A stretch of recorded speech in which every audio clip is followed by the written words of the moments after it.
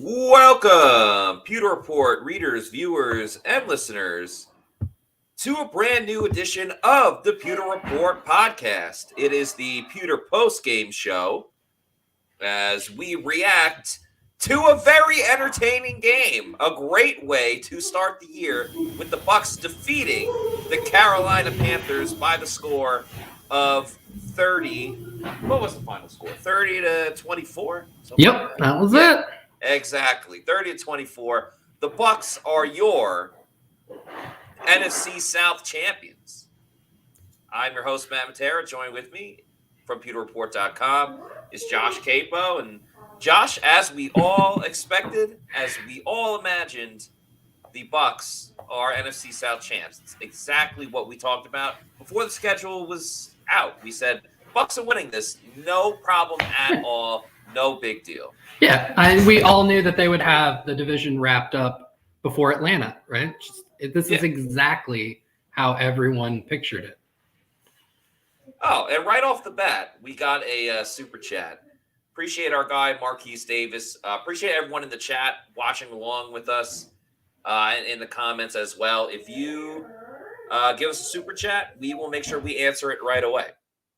And Marquise Davis with the $2 super chat says, we lose this game without Brady. So that's been a huge topic for a couple of weeks now. It's just like, has Tom Brady regressed? Should the Bucs go in another direction? Most likely next season.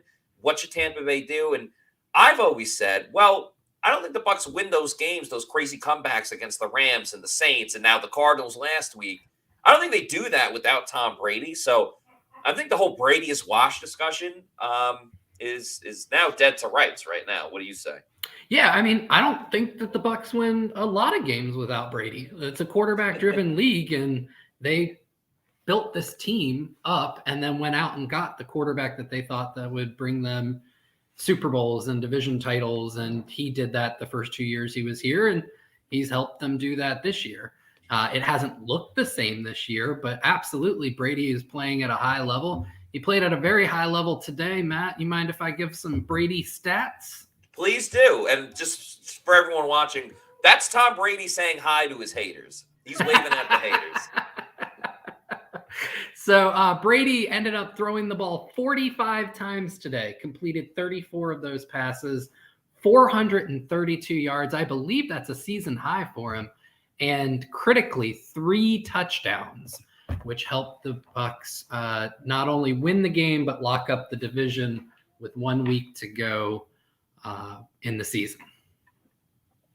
Yeah, so we'll see if Tom Brady plays the following week, because the Bucs have nothing to play for. They can't move up or down, and everything's all set for their opponent. Well, it's either going to be the Cowboys or the Eagles, depending on who wins the NFC East. So the Bucs can't really control their own destiny one way or another. They are just, waiting to see who their opponent is going to be. So Brady spoke after the game, and he said, ultimately it's up to coach, but he kind of wants to play because he hasn't sat out a game since, his ACL injury years ago. So real quick before we get back into the game itself, what would you do with Tom Brady? He mentioned another time that he missed.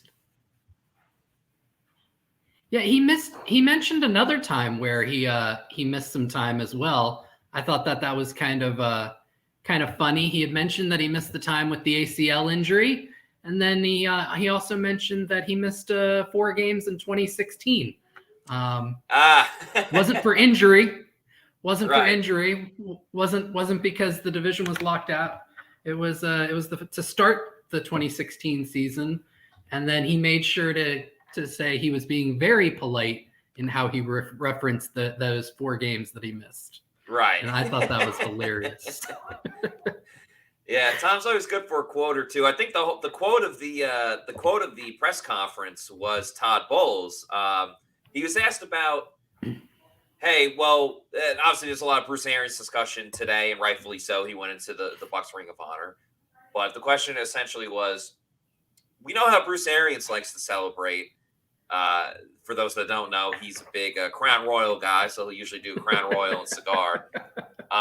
So they asked Coach Bowles, what do you do for this, and he said, "I got a big glass of milk, 1% milk, and a tray of Chips Ahoy cookies." So he's doing some milk and cookies. That got a good chuckle from the crowd. He went full into it too. He went into he did his college dissertation. on Chips Ahoy, and he's like, it's got to be the blue sleeve ones, the red ones, which are the chewy ones. You can't do that. You can't do the chunky ones, which I think is the brown bag. Yeah. He's got to have his very traditional blue sleeve Chips Ahoy cookies, which was awesome. Yeah, so Chips Ahoy and cookies and milk works for Todd Bowles. I know for me and a lot of other people, it's Celsius that works for us. Of course, Celsius is the presenting sponsor of the Pewter Report podcast. Variety of different flavors from the Arctic peach and tropical vibes. You can also go with strawberry kiwi, watermelon berry, your typical regular watermelon. Ton of awesome, great different flavors. There are 7 essential vitamins. It's the healthy version of an energy drink. No sugar or preservatives. It doesn't give you that post-energy drink crash that you get with others. It's also a great substitute for coffee if you want something a little bit different in the morning. So if you go to the Celsius store locator on their website, you can find out what store, bodega, wherever else, where you can go pick up Celsius. And if you want to start getting them in bulk, get the variety pack, because variety is the spice of life. And who wouldn't want more flavors of Celsius? You can go to Amazon, do the subscribe and save, have it sent to your house or apartment every 1, 2, or 3 weeks, whatever it is. Just make sure you're drinking Celsius, the official sponsor of the Pewter Report podcast. All right, Josh, as thrilling of this game that it was, it by no means was perfect at all for the Bucs, especially in the first half. The Bucs went down 14-0. Part of that was as they were driving, Chris Godwin fumbled the football when the Bucs were already down 7-0. It ended up being what was it by the end of the half? It was 14-3. No. Hold on, I've got it here. 14-10. Yep, that's what it was. Yeah, because the Bucs had scored. You and I think we're talking about double and triple dipping. It didn't quite come to fruition that way. Yeah, that's right. Yeah, so it was 14. It was 14-10 at halftime. The Panthers came out aggressive, I would say. They threw it a lot more than I think anyone predicted, and that's why they were able to score on their first drive. DJ Moore getting the better of Antoine Winfield Jr. for that second touchdown. And in the blink of an eye, it was 14-0. The Bucs ran into issues on offense again. They, Donovan Smith had a holding penalty that was tough. There was, Brady got sacked a couple of times, or at least one time. The offense couldn't really get it going until later in the game. Tom Brady to Mike Evans, the deep ball that we've been looking for this whole time. It finally hits in the first half, and it continued into that second half. Just, Josh, we've been waiting for this. We've been waiting for the Bucs offense to get the chunk plays, the big plays down the field. And finally, even though they were trailing at halftime, it felt like things started to get a little more situated towards the end of that second quarter, and the Bucs finally got the big chunk plays. Yeah, it was huge for this offense, especially as they are now locked in at the 4th seed to go into the playoffs. It gives them some confidence that they can score with some of the offensive juggernauts that'll be entering the playoffs with them. I mean, I don't think it's a locked in deal yet that they have Dallas, but if they do end up getting Dallas, which is the most likely scenario for that first playoff game, Dallas is like the top scoring team in the NFL since Dak returned from his early season injury that he suffered against the Bucs. And so for the Bucs to be able to get their offense back with the verticality, with the ability to have Brady hit Evans deep, on not 1, not 2, but 3 different shots like that, gives them hope that they can hang with a Dallas or with any of the other potent offenses in the playoffs. Yeah, hopefully this is a sign of things to come. I'm not fully of the belief that the Bucs can do that. Now, a good thing is that the Panthers, they at least, they have a solid defensive front. And obviously it hurts that for them that J.C. Horn wasn't there, but Brian Burns, we talked about him all week, how important of a player he is. Burns wasn't even really like a big factor in this game. You know, he wasn't the one that got the sack on Tom Brady. But still, I mean, we got to give a shout out to Mike Evans, as Shaggy says. Mike had 200 plus yards and 3 touchdowns before Carolina showed him any respect. I mean, we've been talking about this for a while, between the chemistry between Mike Evans and Tom Brady. Mike just not looking right. Mike overcoming I don't want to say demons, but obviously the drop in Carolina was big, and something just hasn't seemed right with Mike for a while now, but it was a huge game for multiple reasons. He extended his NFL record of consecutive seasons with 1,000 yards to begin his career. He had 3 touchdowns today, so he went from only having 3 touchdowns this season to 6. So he literally doubled up in that sense. And he not only eclipsed 1,000 yards, he eclipsed 1,100 in the same game. Yeah, and truly great. And you know, the stats are what they are, but it looks a lot more respectable now that he has 6 touchdowns versus only like 3 the whole year. We saw it a little bit in the Christmas game in overtime. Brady and Evans finding a little bit of chemistry in overtime, and then it just exploded in this game. I don't really know where I'm going with this. I'm very happy for Mike Evans. You know, he's a great guy. He deserves the record that he has. And to see it finally work out after so many struggles this season, I was just really happy to see it. And it was a huge game. 200 receiving yards and 3 touchdowns. It's, you know, you can't really top that. Yeah, I think the big thing is showing what that element of the offense then does for the rest of the offense, right? You and I talked about it a good portion during the in-game stream, is Brady was going deep to Evans when he was getting that single coverage, and it was working and it was winning. Yeah. So eventually Carolina had to adjust. So they started throwing some bracket coverage. They started putting the safety over the top to try and take that away from Evans and from Brady and the offense. And then the Bucs were able to counter that. And that's when you saw Chris Godwin, who also had, I think he's been the overlooked part of this whole thing, because everybody is excited about Evans getting his 12 targets, his 10 catches, his 200 yards, his 3 touchdowns, and restoring that portion of the offense. But you saw at different parts of the game where Carolina was like, okay, we need to take this away. And when they did that, Godwin was targeted 9 times, came up with 9 catches, and had 120 yards of his own.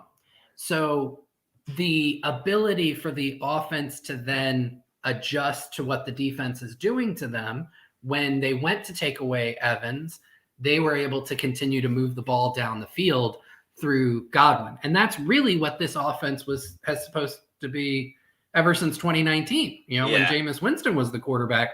And that's the offense working almost at its peak outside of the run game, which still struggled. But it was a really good sign that we can throw a jab, we can throw a haymaker. Hey, we're actually hitting some shots here.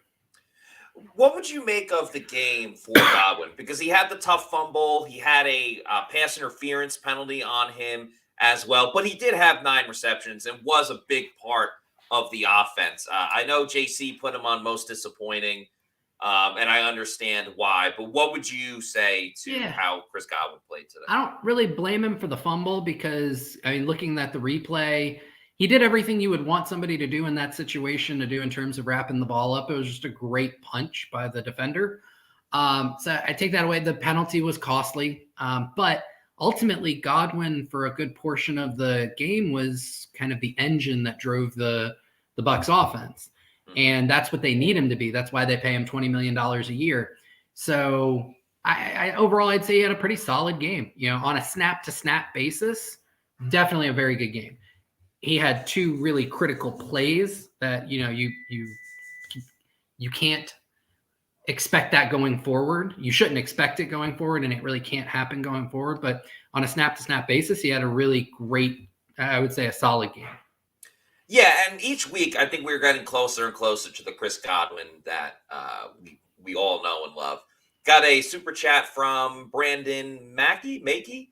thank you for the $5 Canadian super chat. And if you guys super chat us, we got another one coming up that we will answer right after this. If you super chat us, we appreciate it. You get to cut the line. We'll put your comment up as soon as possible. And we got a lot of great chats in here, so a lot of sift through for sure and get through.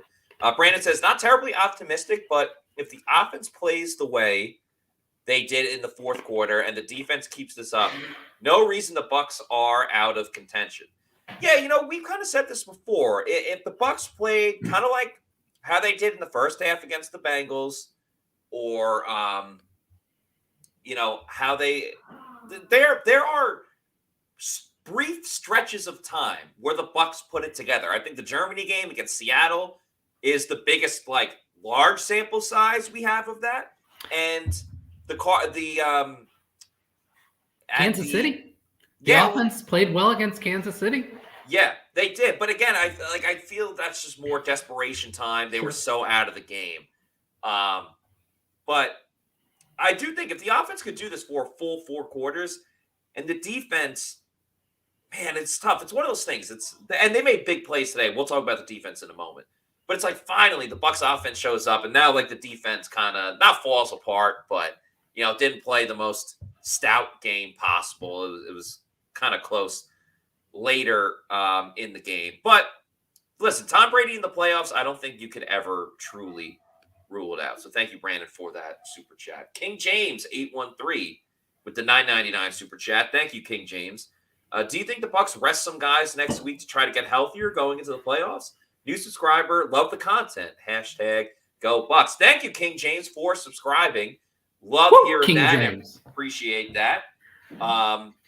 Mike Evans, huge fan of King James, LeBron James, but nonetheless, I'm sure that's a little shout out there. And yeah, thank you for subscribing. We'd love to get as many subscribers as we can. It's absolutely free. Just lets you know when we have new content. So again, thank you to King James. To answer the question, Josh, I'll let you go first before I give my opinion. Yeah, Todd Bowles addressed this post-game in his press conference. He basically said that they've discussed that possibility if they had won today. They've already started to kind of bring it up as a staff. But really, those decisions will be made once they see what's going on in terms of the injury report. So I've got the quote here. He said, "We will see how the injury situation looks, and we will get together the staff and talk this week. We've talked about a few things, but we will talk about it more and see where we are as far as people per position." So I think a few of the things that he kind of addressed there is, number one, he's got to figure out who's dinged up and who may need the rest, no matter, just in terms of getting their bodies right for the playoffs. One that kind of sticks out in my head, and Matt, you may remember this a little bit better than I do, but as I was thinking back on the game, after he had that end around, I don't remember Julio Jones really playing after he had that 12-yard end around, where he kind of finished strong, came off the field. And then I don't recall him really being in the game after that. So there's a chance that maybe Julio may be dinged up. And you may have some other players, because a lot of guys have been nursing injuries, both of the offensive tackles, in terms of Donovan Smith and Tristan Wirfs are nursing lower body injuries. Vita Vea was, questionable coming into the game, and a lot of the guys in the secondary. So I think they'll make some determinations and maybe be cautious and hold guys back who are dinged up. But at the same time, and Bowles pointed this out, you only have so many guys that you can dress, and you still have to field a team, and you still have to put guys on the field, and you have to have so many guys per position, just in case somebody does get hurt during the Atlanta game. So there are going to be starters who are going to have to play no matter what. Yeah, that's exactly what I was thinking. You mentioned the tackles, and it's all right, well, if Donovan Smith and Tristan Wirfs don't play, you're going to have Brandon Walton on one side. They're going to have to make a decision. It would be easier if Josh Wells was available, but unfortunately he's out for the season. But yeah, to your point, I think a lot of the guys, as you said, that are nursing injuries, like Vita Vea especially, I don't see Vita Vea or Akeem Hicks playing next week, because you need them for the long haul to stop the Cowboys run game or the Eagles run game. Right. You have enough guys in there with Will Golston, who played great today, Logan Nacho. Hall. Yeah, Logan Hall, let Logan Hall get some opportunities. Pat O'Connor, let him get some opportunities, obviously. I think, like, at safety, too, you're going to see Antoine Winfield Jr. probably have the game off because you have Logan Ryan, you have Mike Edwards. Keanu O'Neal obviously does not get as much playing time when Antoine Winfield Jr. is in there. And also, like, if you want to give Nolan Turner an opportunity, I think that's great. Now, Brady, and also, like, wide receiver, same thing. I don't really see, like, definitely not Julio Jones with his injury history. I definitely see Russell Gage playing. Well, I would say if Julio feels good, I could see them giving him a drive or two only because it's in Atlanta. Oh, yeah. Okay.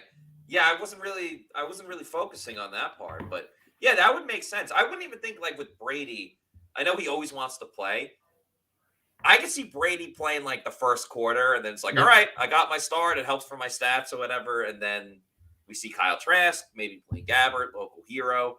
I think we'll eventually see one of them, which I know will make Scott Reynolds happy. I know it'll make a lot of people happy. Another thing that makes Scott happy is using age rejuvenation.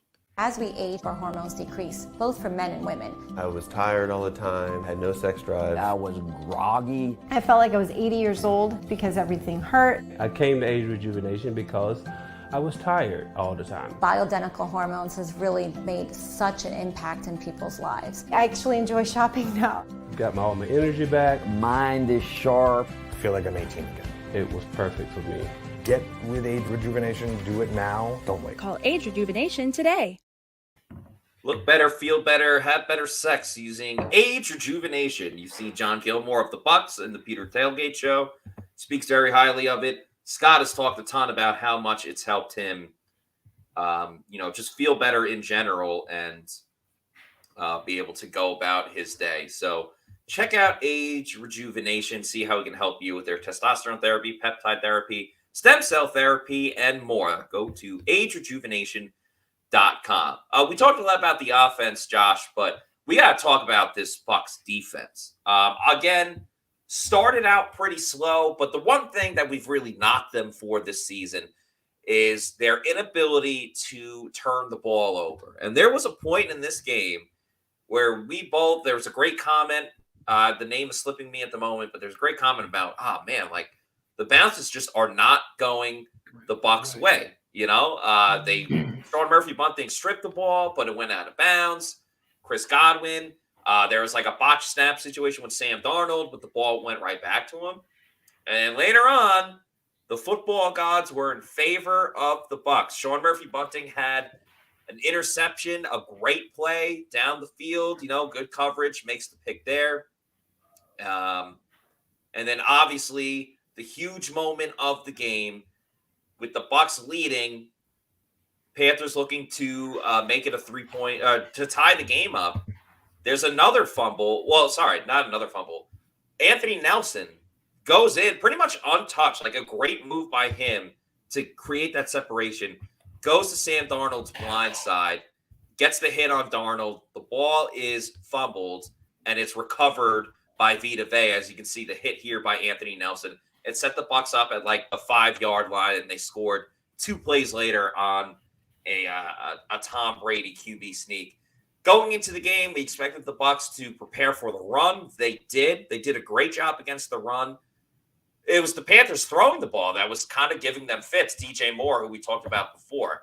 But what are your overall thoughts about the way the Bucs defense played today, and the fact that they actually got turnovers and they came in bunches?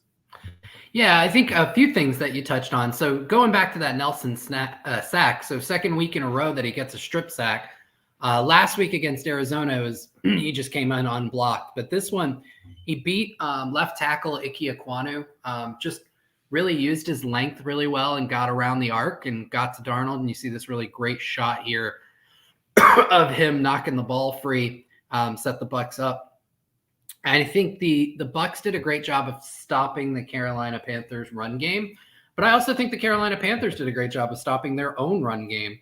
I was looking at the keys to their success for their 3-1 run coming into this game, they being the Panthers, and they had averaged in their 3 wins over that 4-game stretch over 40 carries a game, while limiting Darnold to less than 24 passes per game. In the one loss during that stretch, they ran the ball, I want to say, only like 24 times against the Steelers.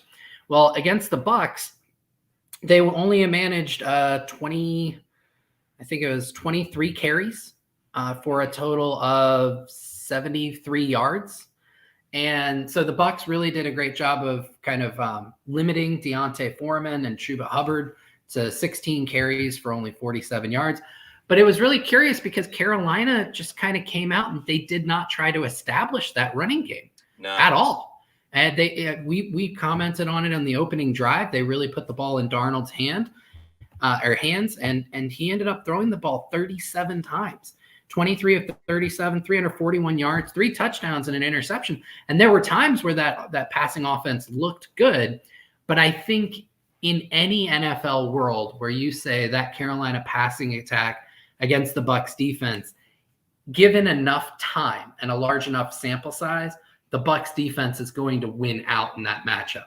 And that's kind of what happened as the game continued on into the second half. The Panthers passing attack became less and less effective.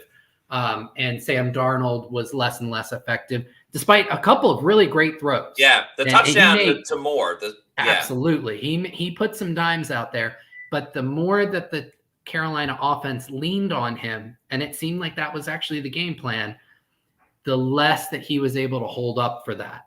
And the Bucs were able to come away with the victory because of it.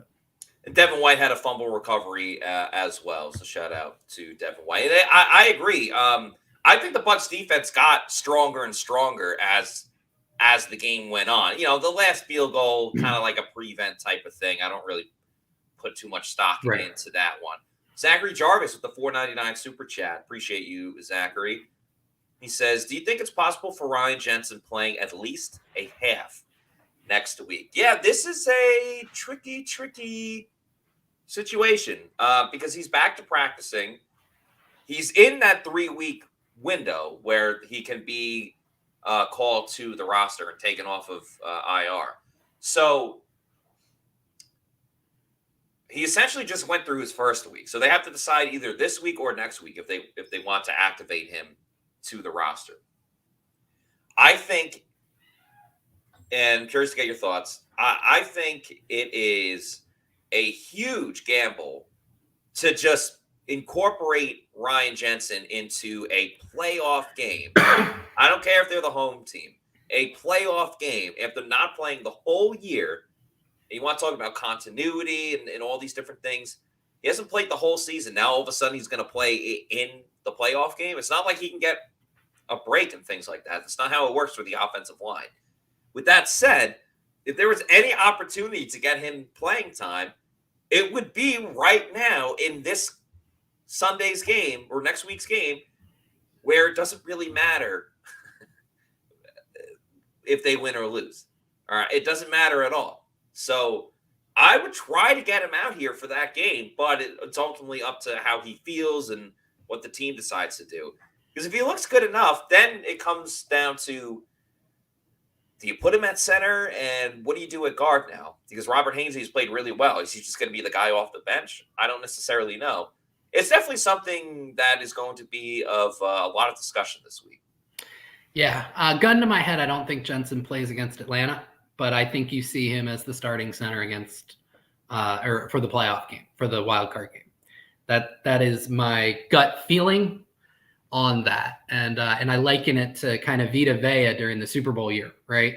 Remember Vea Yep, came back for the snapped his leg. NFC Championship. Yeah, and just all of a sudden appeared and played lights out for those last 2 games. And so I do expect him, though, to be the starting center for the wild card game. Again, this is complete speculation on my part, but I do think that Robert Hainsey goes to the bench and Nick Leverett stays in that left guard spot in that scenario. Now, with that said, would I like to see Jensen out there for next week to start getting some reps and building some rapport? And yeah, absolutely. And if that's the case, then I'm hoping Brady plays more than just 1 quarter. I think you give those two as much, probably about a half to really start to establish their rapport that they had from the last 2 years. So it's an interesting development. Jensen's getting healthy right on the schedule that the Bucs kind of thought when they put him on IR, and they made sure that they got him in for the initial 53-man roster when they had to do that at the beginning of the season. And it's nice to see the Bucs getting healthy kind of right at the right time. It does seem like they are getting healthier when it is most needed. Josh, before we wrap things up, we are going to talk about one of your favorite players on this team. But first, let's hear a message from our friends over at the Seminole Hard Rock Casino in Tampa. Just the way you like it. Me and my wife decided we'll have some fun. I was playing a 2-cent machine. 6 bets in, I hit a jackpot. $117,000. Hi, my name is Tara, and I won over $500,000 playing slot. I do this full time, and I would not change it for the world. I'm Gloria. I won over $2 million at Seminole Hard Rock Casino. I went and bought a bunch of jewelry. My name is Mike. I won over $350,000. I love playing baccarat because it hits different. When you pull in that card and you flip over that 9, beating that 8, can't miss. I'm Jimmy. I won $500,000 in a slot tournament at Seminole Hard Rock in Tampa. Even a blind squirrel can get a nut sometimes. My name is Philip, and I won $215,000 on Blazing Sevens. Put my last $40 on the table. Next thing you know, bam, $215,000 jackpot. I hit that bad boy. I didn't realize how much it would change my life. You only live once. Have fun with it, right? Anybody can win at Seminole Hard Rock in Tampa.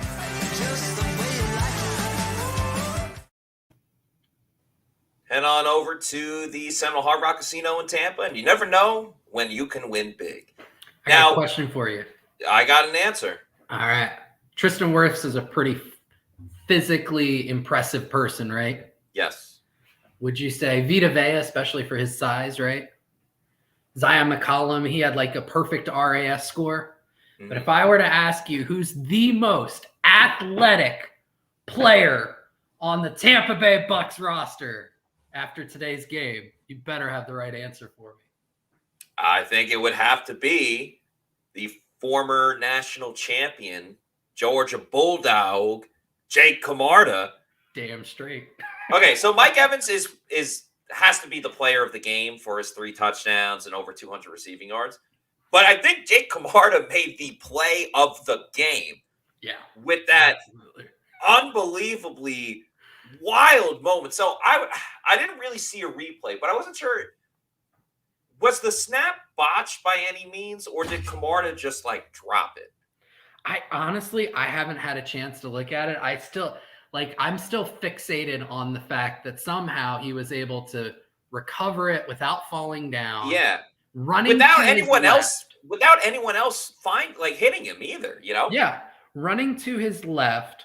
He's a right-footed punter and somehow getting off not just any punt, but keeping it inbounds and downing it inside of the 10. Now, it all comes back because everything in football is timing-based, and Keith is expecting the punt to come off correctly and ends up downfield for an illegal man downfield.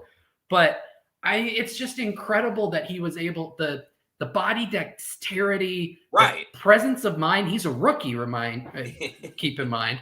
And to be able to pull that play off, because at the time, the game still was not – completely in hand, and that could have been a huge momentum swing. That would have gave the Panthers great field position. Absolutely. To try to win the game. And it was almost a perfect storm. I mean, you're freaking out when that happens. But yeah, the fact that he's going opposite of his kicking leg and takes it with his kicking leg, but you're rolling out the other side to down it at like the 2, Zion McCollum down there to avoid all of those hits.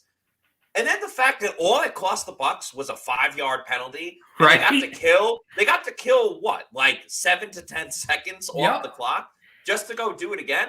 First of all, and then he hits it down on the 10 the following punt.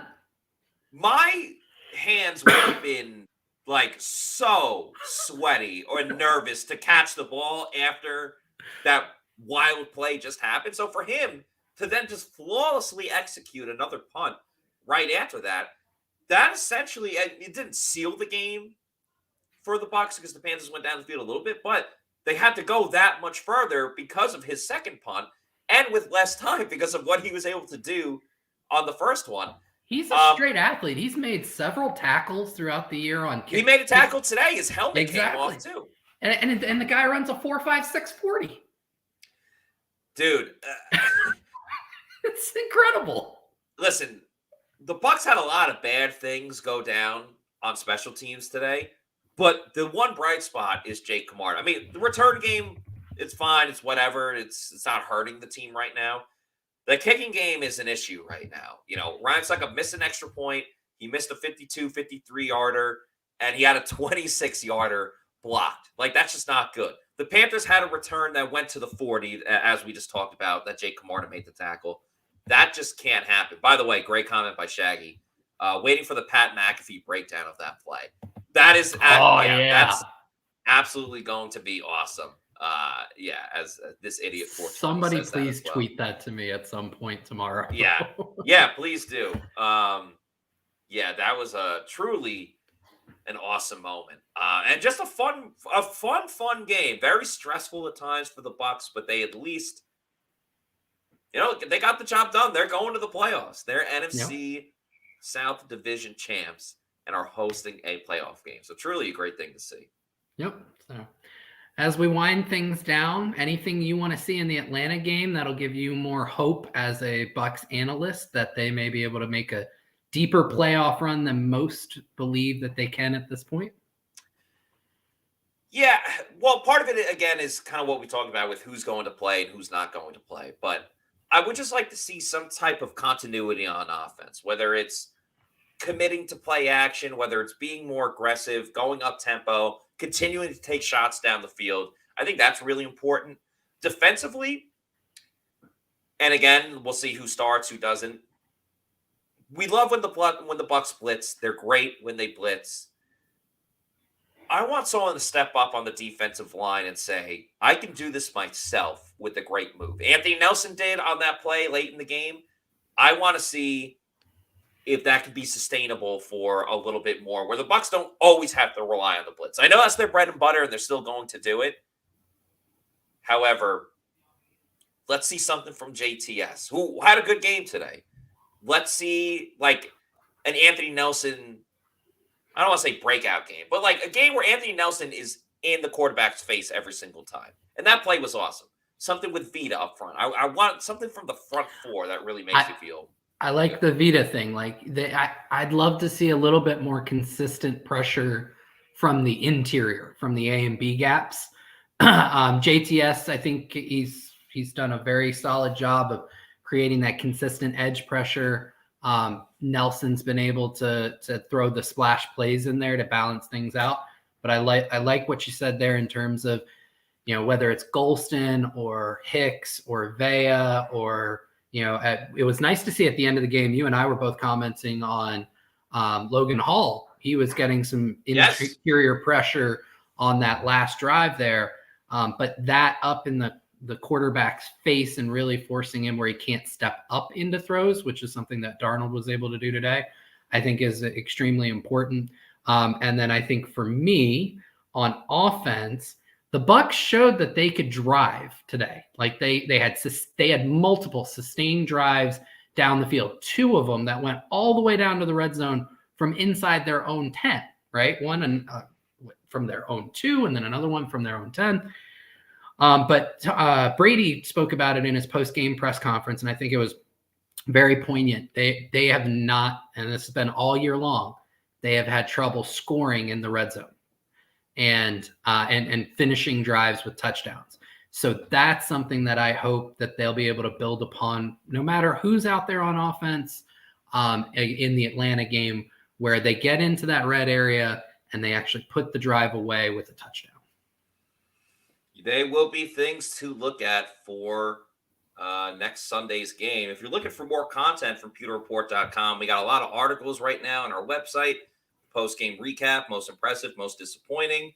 You got the live stream. And, of course, we'll have another podcast tomorrow. Scott Reynolds will be back on the show as we do, Monday post-game show with Roll Call. Tell us where you're at, Pewter people, where you're watching from. But we appreciate everyone that watched and listened to today's show. But that's going to do it for us. For Josh Capo, I'm Matt Matera saying thanks, everybody, for watching. We will see you tomorrow for another edition of the Pewter Report podcast. Happy New Year. Out.